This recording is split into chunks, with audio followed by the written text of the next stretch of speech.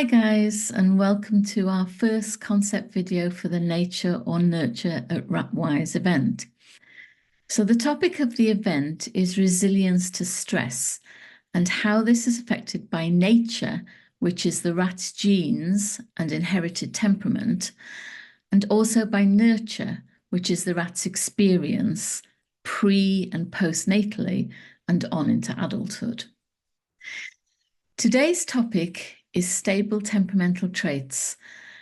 So what does that mean? A stable temperamental trait is a genetically determined trait that tends to be present and stable throughout life. However, some stable temperamental traits are influenced by stressful events. There's a period of a rat's life between the time in the uterus through to about 6 months, which is a period of developmental plasticity. It's a time when the rat is developing to social maturity, and during this period, stress has the greatest effect and can lead to lifelong changes. So a rat matures sexually, socially, and physically, probably emotionally too, but there's less research on that. Sexual maturity is reached around 10 to 12 weeks, though sexual activity starts several weeks earlier. Physical maturity is reached between about 8 and 12 months, and social maturity is that period through to about 6 months. It's particularly social maturity that we're thinking about in terms of the effects and influences of stress and stressful events, because that's that period when the rat is developing, and the plasticity just means it's still very open to change. So during the period when they experience developmental plasticity, the full effects of trauma or stressful events are felt and can change the outcome for the rat for the rest of their life. Now, not all stress is equal, and having mild stress is actually good for developing resilience. But we are talking about significantly stressful events. Some examples would be isolation, and this can be even for very short periods when a baby is in the neonatal period, when social separation from either litter mates or the mother can cause extreme stress to them. Things like leaving home, losing siblings, as many rats do at the point where they leave home, living alone, having a serious injury or illness, and social stress during introductions. We'll look more at these stresses in a later video when we talk about disturbance events. So back to temperamental traits.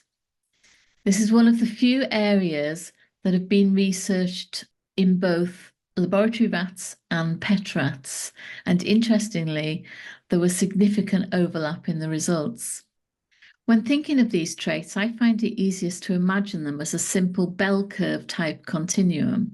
So the stable temperamental traits are tameness through to fear of humans, anxiety through to confidence, liveliness through to calm, curiosity through to shyness, impulsivity through to harm avoidance, same species sociability through to aggression or avoidance, and a tendency to assert or submit, often called dominance. So most rats are somewhere between the extremes of these traits. Each rat is genetically somewhere along each continuum. And then during gestation through to 6 months, there is some pressure on some of these traits from the rat's experience. So stress during pregnancy and the postnatal period tends to push a rat further towards the high anxiety end of the spectrum. Or if a rat suffers severe stress at the hands of a human in the first few weeks or months of life, can push them towards the fear of human end of the spectrum. Social stress caused by other rats has disturbing effects under 6 months. It often creates a rat who is socially disrupted and has difficulty relating normally to other rats. So while the traits are called stable, they can be altered by significant stress. Obviously, for our pet rats, what we want is well-rounded, sociable, curious, confident, and settled individuals who fit well into a group.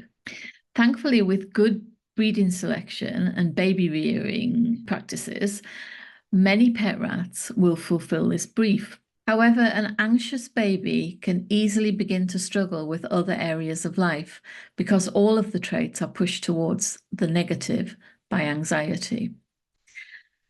Young rats from rescues or poor breeding backgrounds have often lived through several stressful events involving both humans and other rats. This can leave them anxious, hypervigilant, or socially dysfunctional. But that's not always the case. And that's because some individuals are born more resilient. They are just better equipped to deal with serious stress without becoming damaged. They are the rats with strongly confident, curious, lively temperaments. So if a rat is born with a less resilient temperament or pushed towards greater anxiety and social disruption by trauma or a significant stressful event, can things be reversed? If the temperament's genetically set to a less resilient level, it can be hard to change this. However, there's a lot we can do to support and decrease anxiety. There'll be more about this topic in a video during December, which will help with dealing with anxiety in practical terms. The good news is that all animals can be moved towards a more confident outlook by moving in tiny steps towards wider life experiences. Just experiencing a variety of textures or scents as stimulation, so long as it happens without the rat feeling unsafe, can help to increase confidence. Since anxious rats are also often cautious about new things, we have to try to stick to small, incremental changes and give the rats time to adjust. Rats should be confidently engaging with one option before we move on to the next. This goes for new foods, toys, cage litter, cage furniture, and free-range activities, particularly if the rat is averse to change. So I hope you've enjoyed this short video on temperamental traits, and I hope that we can continue expressing thoughts and discussion over on the Nature or Nurture at Ratwise Facebook group. See you there.